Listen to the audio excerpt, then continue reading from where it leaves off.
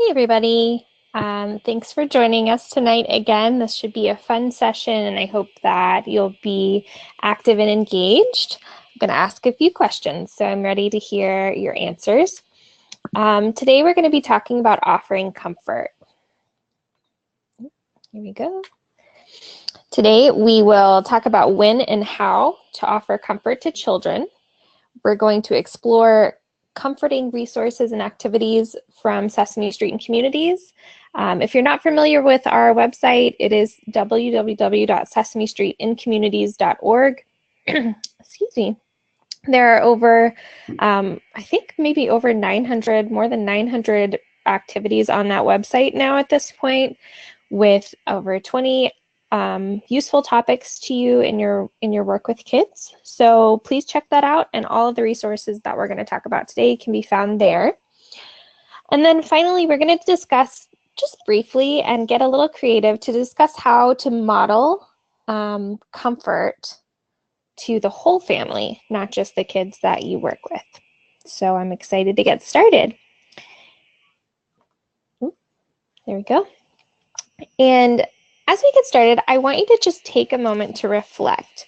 So I want you to think about a time in your program. So with the kids that you work with, take a time, think about a time to remember that you offered comfort to a child in your program.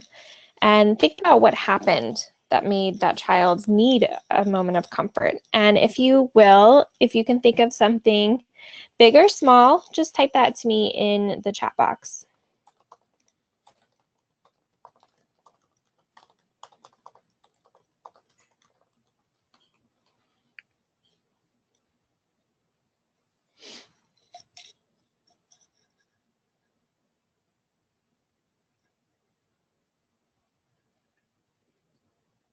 Okay, so we have some answers coming in. Thank you guys for participating. So you offered comfort. Mindy says when parents leave. Jacqueline also said that. Drop-off time seems to be a hard time. Okay, that's good. Child is hungry. Yeah. What else?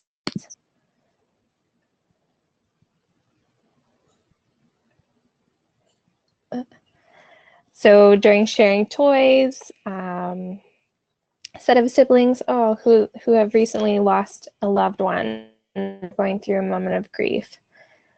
Nap time transition, sure, that's a hard time for kids. So what we're seeing here in these answers is that there are really so many reasons that kids might need comfort. They can be big or small. So today we're going to talk about, a few times when we might need to offer comfort to a child. So this could be to heal from traumatic experiences. If they lost a loved one, that can be really traumatic. That can be after a natural disaster or an event of community violence. And we've done a webinar with NAFCC around, coping with the fallout of natural disasters like hurricanes. So if you want to go back and watch that, we have some specific comfort strategies for those events. And we just launched some resources around community violence and specific things you can do or say or not do and not say to help kids cope through those things.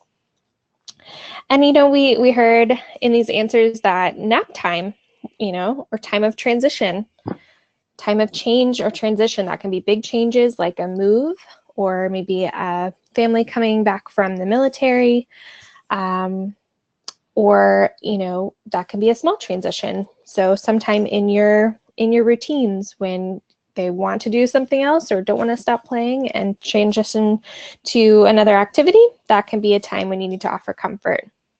And then, those small moments when feelings are hurt, maybe siblings are fighting, maybe they're not sharing well, or when they get an ouchie or a boo-boo, when kids just bump their arm or leg, you can offer comfort. And then it's important to remember that we can offer comfort at any time, really just because. Kids really benefit from comforting gestures, especially comforting gestures from a caring grown-up who's consistent in their life. It helps them build resilience. It helps them build trust. So when you can offer comforting gestures, I definitely recommend you do it. It's a great model for them. It's a great model to the other children in your programs. And if parents around, it's especially great to model for them what a comforting moment can look like. So just like there are many opportunities to offer comfort, there are many ways to offer comfort. And we're going to go through this list and just think of some ideas. And I'm going to point out a few resources on sesamestreetandcommunities.org that you can access that support these strategies.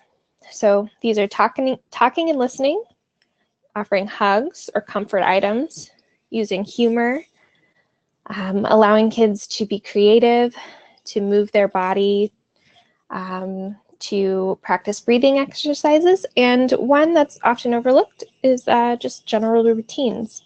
Those can be very comforting. So let's take a little bit of a closer look at some of these. So when we say that we're talking and listening, especially with kids, with young children, we really want to make sure that we're getting down on kids' level. We're making eye contact with them. We're mimicking the tone that they have. So if they're very sad, we can sort of mimic the tone that they are expressing. So if they have a sad voice, we can kind of echo that in what we're saying to them, so that they understand that we understand how they're feeling, especially for those younger kids who might not have all the words that they need to express what they're feeling. If we can mimic their tone, get on their level, make eye contact, and use a soft voice, use words of gentle reassurance and affirmation that you understand what they're feeling, what they're going through, and that you're going to be there for them to offer comfort in the way that they need it. And then when we talk about listening, it's again that active listening. So we're making eye contact, we're asking open-ended questions, not yes or no questions. We're asking, tell me about that. Can you tell me how you feel? Tell me what happened. Tell me what you understand about a situation.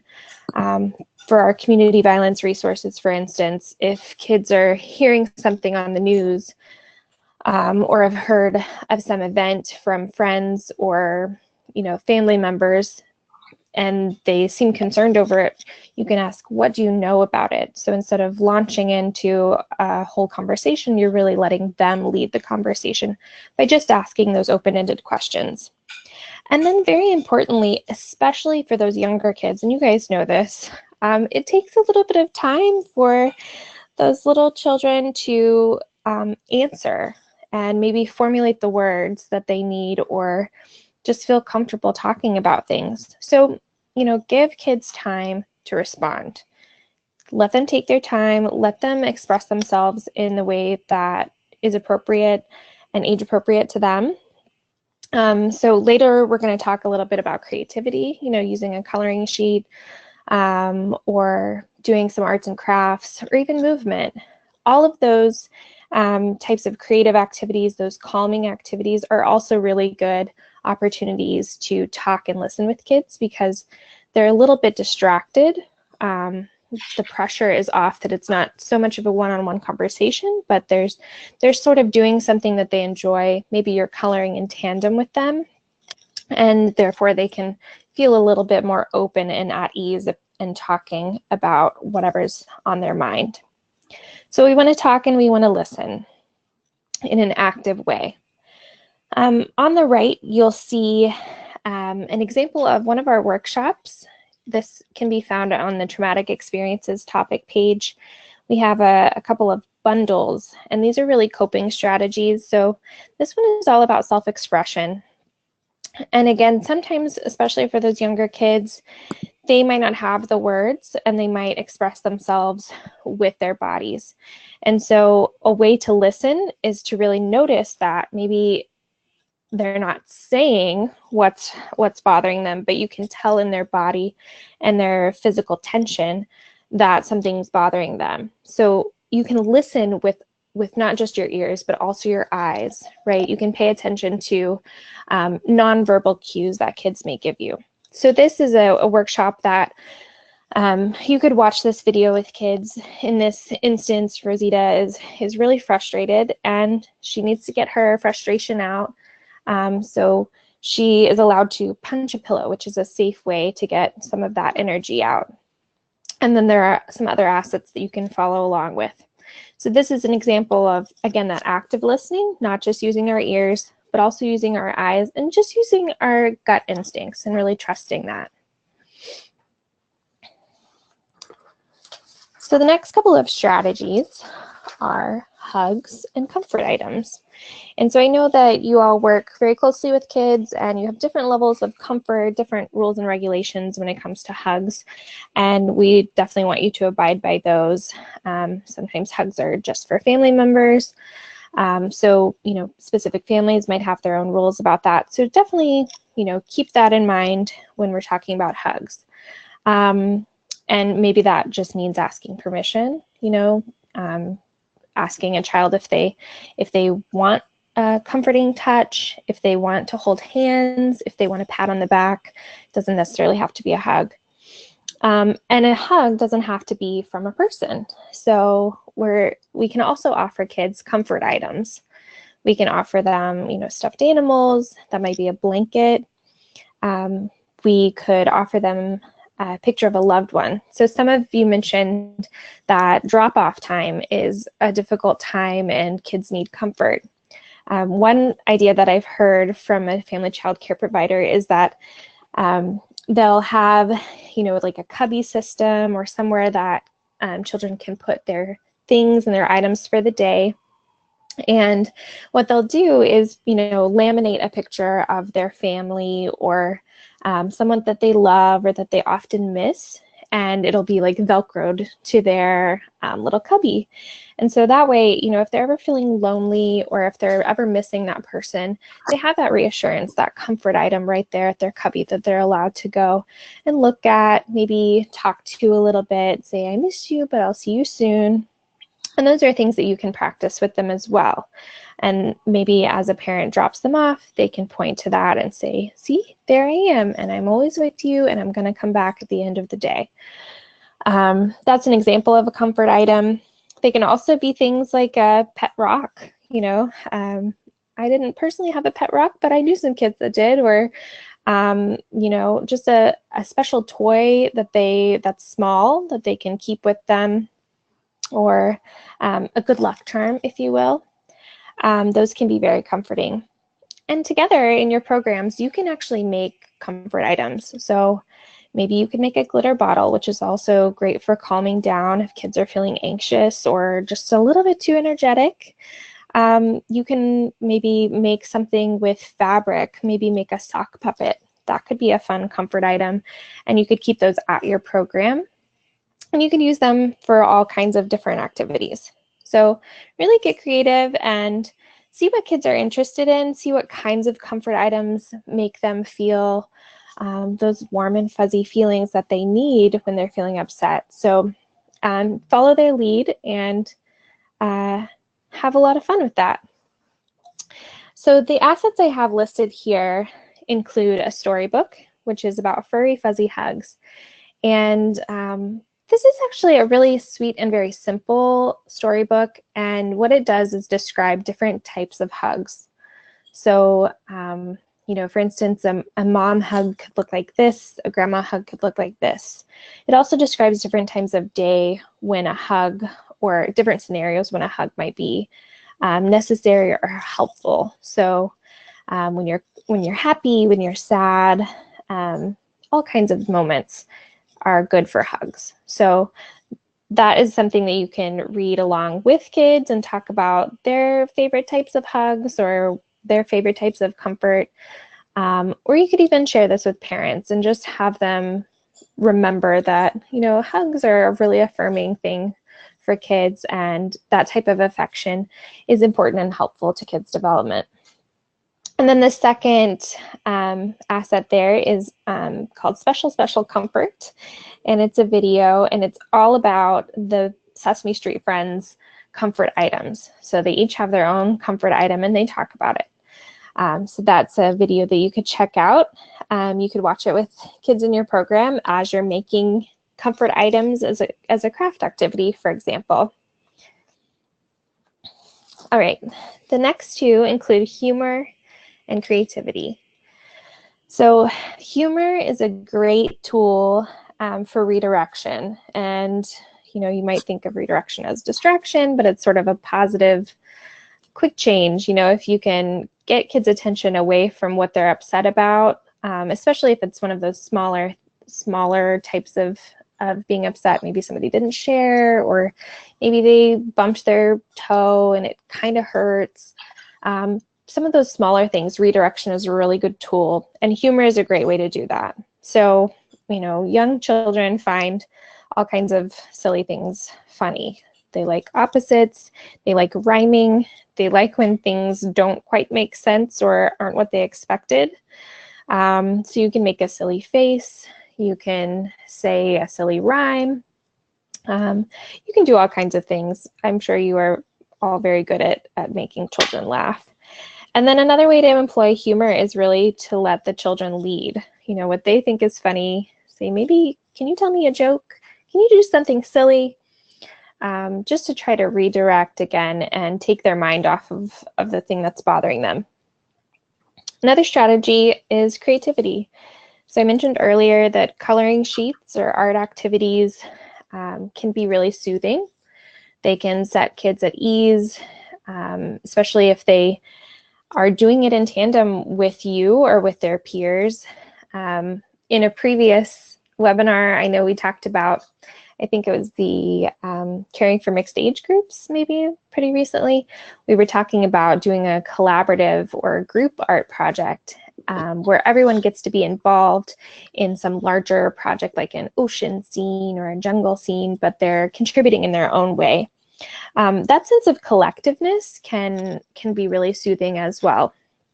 So allowing kids to get creative, to express their feelings that way without judgment, and at their own pace is a great tactic. So you could make art, and you could also make music. So creativity, of course, comes in so many forms. Even listening to a soothing song could offer comfort. I know that music is one way that I can calm down or feel better if I'm feeling a little low. So even listening to a song or singing a favorite song together could be a great way to offer comfort. And the asset we have here is called Elmo's Rainbow Hug card. So they can color that, and this sort of packs a punch with 2 in 1 because they can color it, they can have fun doing that. You can talk about ways that you feel happy or things that make you happy, things that you can do to feel better. So, for older children, they've already experienced some comforting strategies, and so they're able to sort of make choices about what's best for them. How can I comfort myself? What coping strategies can I employ and not rely necessarily on the affirmation from someone else, but I can really help myself feel better and regulate my emotions and my temper. Maybe talk about those things, write them down, and then you can cut this out. And of course, when you fold it, Elmo gives himself a hug. So kids can give themselves a hug once they see Elmo do that. So that's a really sweet, very simple printable that you can use in your programs. All right, next we have movement and breathing. So movement is a great way to relieve stress. It's also a great way to redirect. So if you're feeling low, if something more traumatic has happened, more serious has happened, it's really nice to sort of get into a safe space, or maybe get out in nature and walk around and sort of think about good things and notice good things. So one of our strategies in the community violence resources is about using your fingers, to make glasses and put them over your face and pretend they're goodness glasses. So I could certainly see, as a comfort strategy, asking kids even to walk around the room, You know, take a lap around the room, take a lap around your program setting with your goodness goggles on, and see all the things that make you happy or could be a pick-me-up. There are also other more traditional ways of movement, right, that can help release endorphins and get your energy going. So you can have a dance party. You could even have, you know, if one child is sort of having a tough time and needs a little bit of comfort, and you know they like dance and they like music, but you don't want to sort of disrupt the rest of the program that's going on, you could give them headphones, you know, pop in a song on your phone, give them headphones, and give them a 3-minute solo quiet dance party. So not everybody has to get involved, but it works for that child, and you're offering a comforting space and a safe space for them to sort of get their body to make them feel happier. You could also play a game. Games are very fun. That could be a quiet game. That could be a puzzle where they're, you know, using their mind and they're building those resilient skills, playing one-on-one. Or it could be a group game, you know, have them play together, have them help each other out, really building that sense of community, building a sense that they can rely on one another when feelings are hurt or when energy is low, that they can really help pick each other up. There's also, you know, movements that are quiet. So maybe a child is feeling frustrated or a lot of anxiety about something they're going through. You know, being still and being quiet, having the ability to have longer, more focused postures with their body, maybe standing with their hands up, or sometimes, you know, you do the tree pose with your leg. Those movements help them focus in, and that really helps clear their mind from some of the clutter that they might be feeling. And along with that, of course, belly breathing is something that we recommend, and we have the breathe, think, do method that is really useful. We have an app for that, actually. So if kids are facing frustration and they're having trouble regulating or problem solving, they can practice the breathe, think, do method with the app, especially when they're feeling calm, so that when they're having a troubling moment, they can recall that strategy and sort of think through the process and not get so hung up in their emotions. So a couple of assets that we have that support these are an article called Get Moving Anywhere, Anytime. And the beauty of movement, of course, is that you just need your body to do it. So this talks about different ways that you can move. So playful ways to move. Instead of walking to the car, you can encourage kids to jump like frogs or hop like bunnies. They can stretch high and twist from side to side if they need to get movement, but they need to be sitting down. There are some other activities and ideas there for you to try, and of course adapt to your setting. And then the second is a video that's called Counting Heartbeats, and I thought this was a really good activity for calming down, or a calming motion, because if you sit very quietly, you can hear your heartbeat, and counting is also a soothing strategy. So again, those are all available for free on the website. And then the last strategy I'm going to share is routines. And so this is kind of often overlooked. I think that we don't think of this as a comfort strategy, but routines can be very comforting. I'm sure you have encountered children in maybe families who don't have a lot of structure, don't have a lot of routine or accountability, dependability on little things. And so your program really becomes a safe haven, because I've heard from so many of you the wonderful routines you have, whether it's a goodbye and a hello and a goodbye routine, mealtime routines, nap time, play and free play time. Those are all routines that you've built into your programs, and a child, in a child's mind, them looking forward to those routines can be such a stable foundation for them. So continue to do those routines in your program and figure out which part of the day really lights up a kid. You know, what do they really look forward to? And if they're feeling low and you haven't quite gotten to that part of the day, keep that in mind and help them look forward, help them anticipate with joy what's coming. And that can be a really simple way to, again, redirect energy, redirect negative thoughts to something positive. That's what we really want to do, is we want to reframe the feelings that they're having. We want to give them voice to those feelings, help them identify those emotions, help them identify where those are coming from, and then redirecting and putting that energy into something positive and something really life-giving. So these routines can be really simple, of course, you know, so they can be the hello. I know that a lot of kids look forward to their, you know, their robot hello, or their, what's another one? Kangaroo hello, I've heard.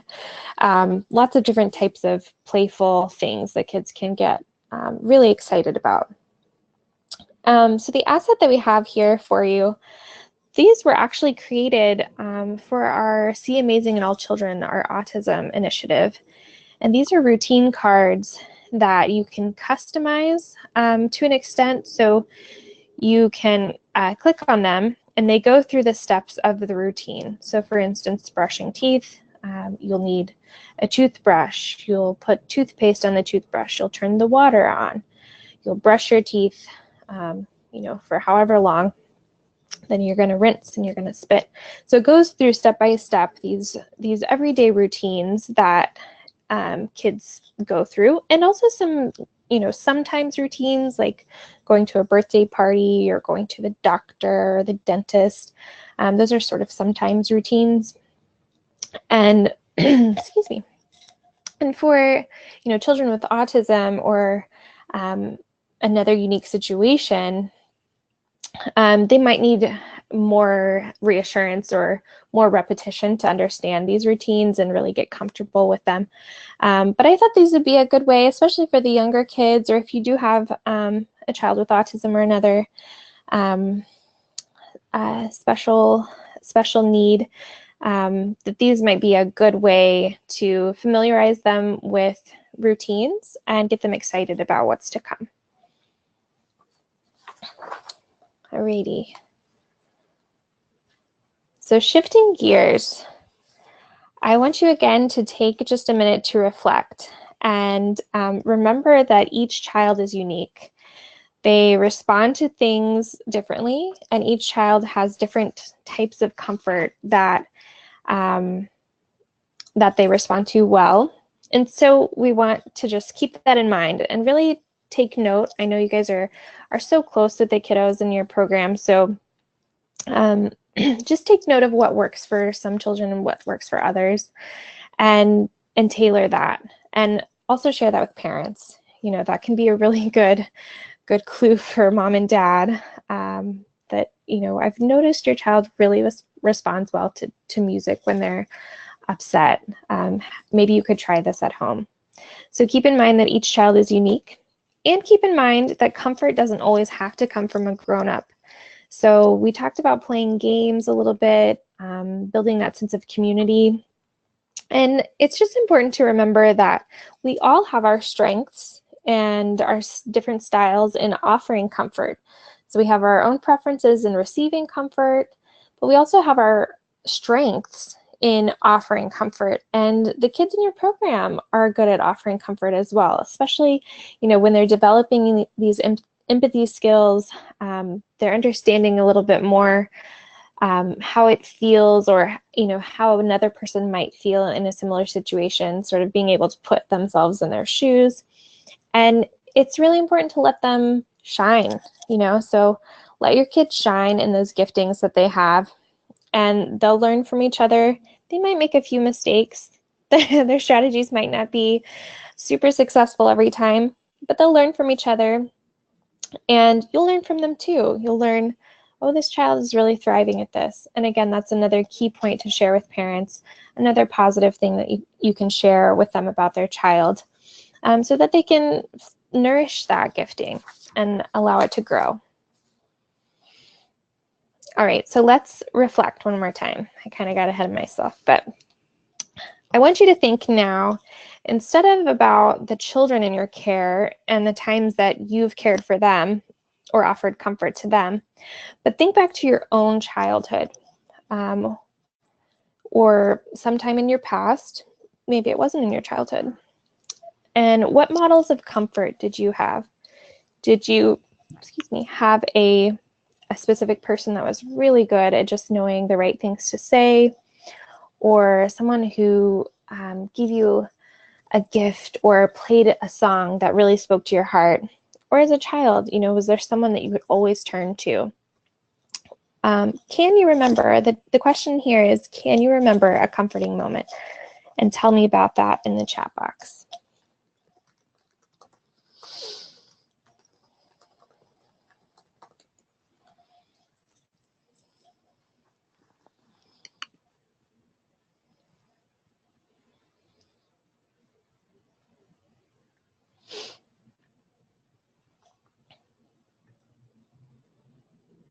All right, so we're getting a few answers here.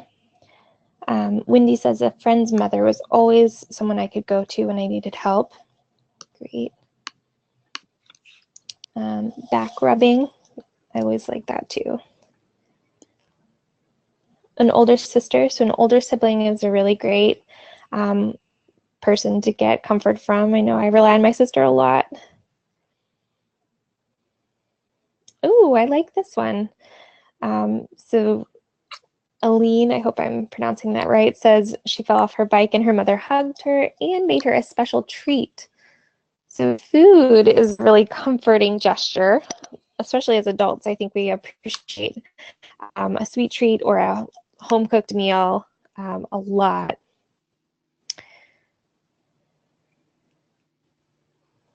Yeah, so hugs are always good. This says we didn't hug much growing up, right? And as an adult, I've learned how comforting hugs are. So this is a great point, and I don't know who said this. Kimberly, thank you for sharing that you didn't hug much as an adult or as a child, but as an adult, you're learning how comforting and important hugs can be. And so that's really the point I wanted to get at, because the next part of this presentation, and really as we wrap up, I just want to reiterate that the whole family needs comfort. And, we're all grown-ups here, and as we're reflecting on our own experiences, we didn't necessarily, and grown-ups didn't necessarily have a model of comfort in their childhood. So this is a really interesting tidbit of information about these offering comfort materials that we developed on Sesame Street and Communities. So we actually have a whole topic page that's called Offering Comfort. And what's interesting about that is that we didn't really intend to have it's a topic page all by itself. The comfort strategies really were intended to be the baseline offering of content for our traumatic experiences topic page and our work in that realm. But what we learned in formative testing was that we were telling parents, talk with your child, listen to your child, give hugs, these things that seemed really basic to us. But what we learned was that we were assuming a lot. We were assuming that these parents had models of comfort in their lives and knew what it meant to be spoken to on their level, with eye contact, with a gentle, reassuring tone. We had assumed that parents had been hugged or nurtured as children. But the reality is that for many of us, those models, weren't necessarily in place from our parents, or, we all just really come with our own life experiences.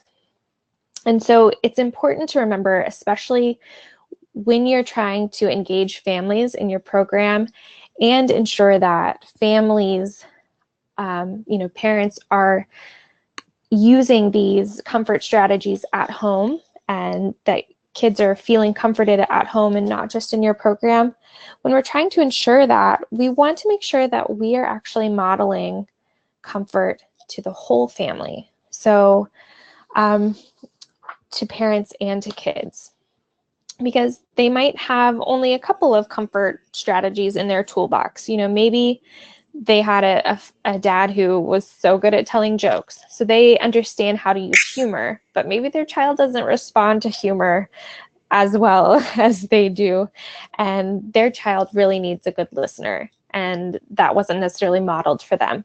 So it's really important, especially as grown-ups, when we're kind of hardwired in our ways of seeking comfort and giving comfort.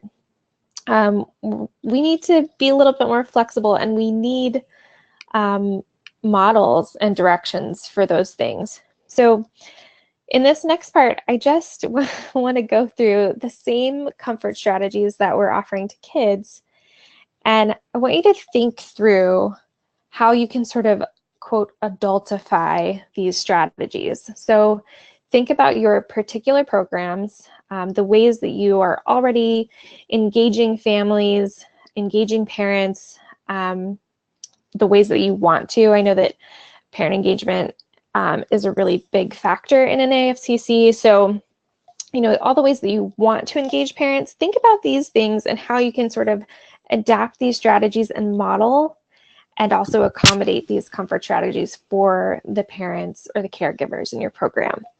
So as an example, talking and listening, of course, at those drop-off and pick-up times, can you engage in conversation? Can you make sure to make eye contact, to say something positive to that parent?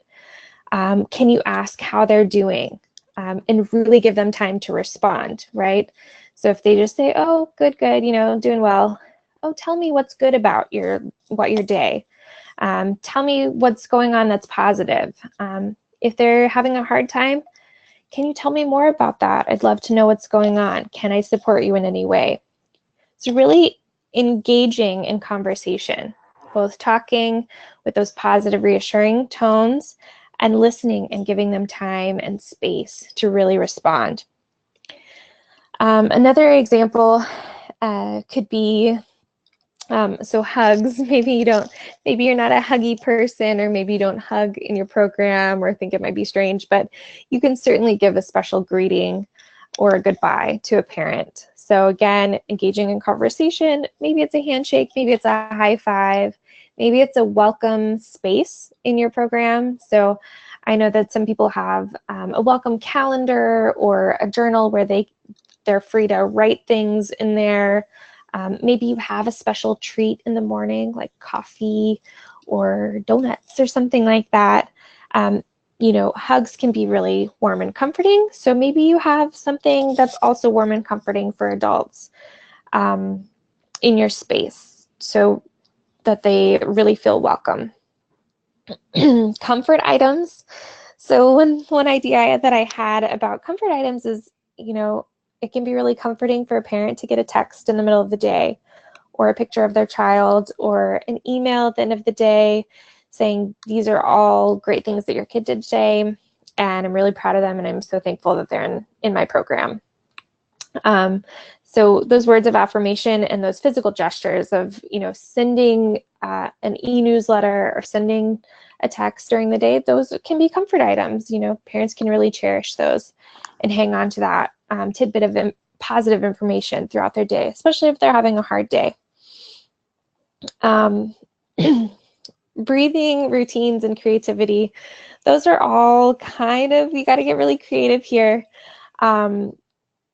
But, breathing could be like maybe a pickup time, the child and the parent does a breathing activity together. Or maybe it's that you send some sort of helpful tips to parents. So I know some of you might have an e-newsletter or a printed newsletter that you give to your parents.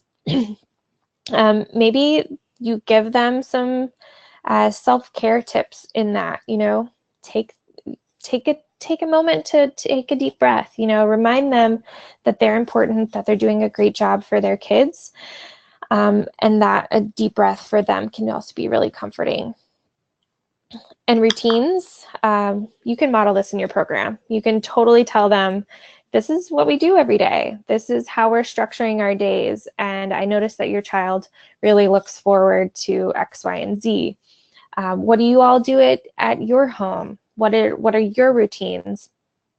Do you whistle a tune in the car every time you get your daughter picked up or something like that? You know, you can kind of give them ideas, and you can just tell them, these are the things that I do, and maybe they'll take a hint. So this last one, the highlighted one, is movement. And I want you to think and just be creative for a second and type in the chat box for me, how could you incorporate movement into your interactions with parents? I feel like this is a challenging one.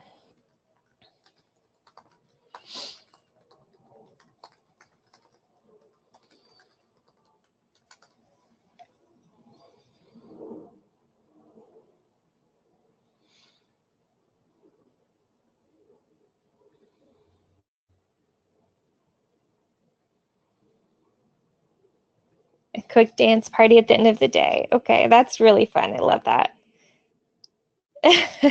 So Karen said the other day she danced in to meet the parent. Well, that's very charming. Okay, so we're incorporating a lot of music. Invite them to a special hello or goodbye. I like that.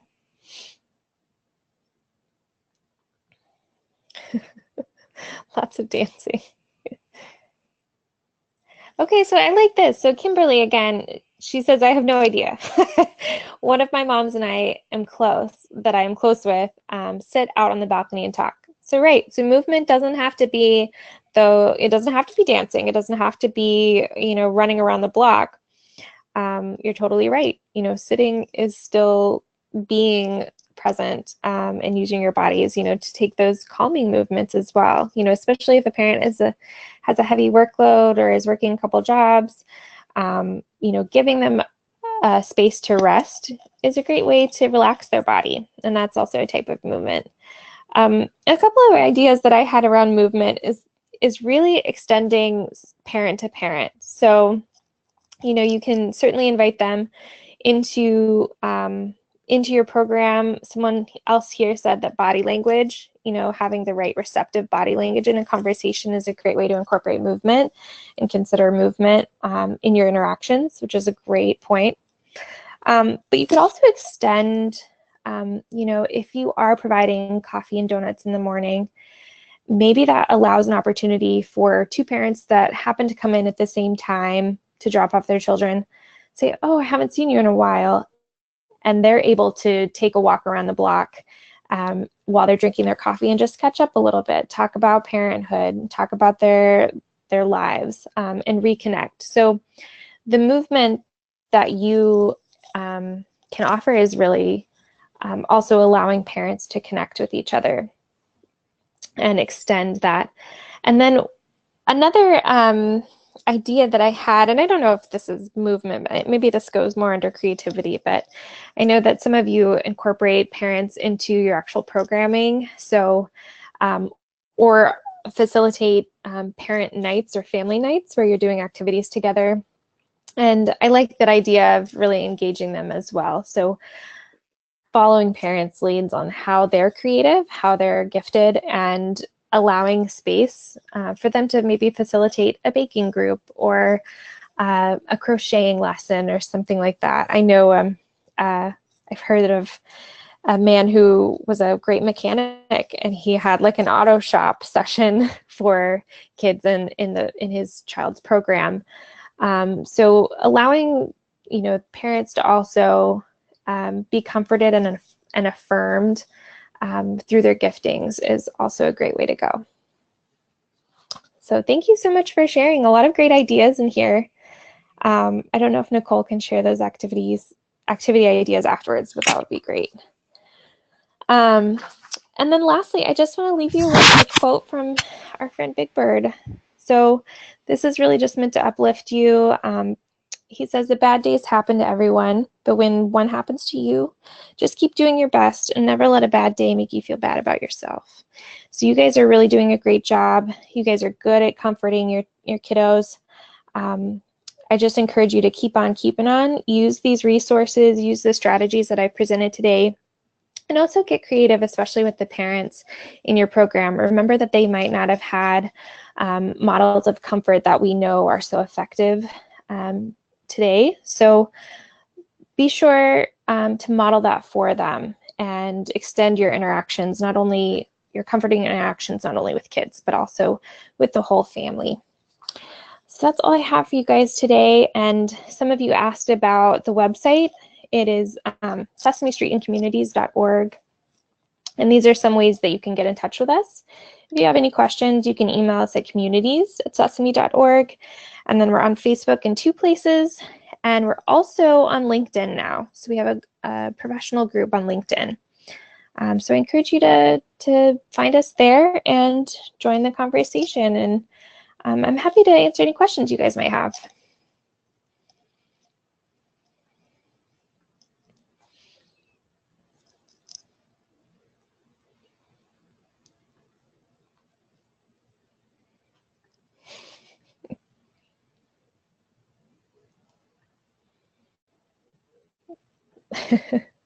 Thank you all so much. I don't think I see any questions coming in. Nicole, do you see any that I missed throughout? No, I don't see any questions. But if there's any that are still kind of being typed out, I'll just go ahead and let everyone know that's still with us, that we will be sending out all the resources, so the slides, I believe are the only resources for this. Tara, correct? Yeah, I can send out, I'll send you a list of links to the specific resources that are kind of like all over the website. So I'll send you those ones too. Okay, great. So yeah, we'll make sure to get those sent out, as well as the quiz for CEU credit if you need that. And we can go ahead and compile those list of responses if that's something that people want, and send that out in a document for people to take a look at with the recording. So Well, thank you guys. It seems like everybody found it helpful. So that's great. And I'd love to hear what you guys do. So if you do join us on Facebook, maybe you can't post pictures of your kiddos, but maybe some projects that you do or some activities that you tried. We'd really love to hear about it. So thank you guys. Great. Thank you, Tara, and thank you everyone for joining us tonight. So we'll go ahead and end there and have a great night. Bye-bye.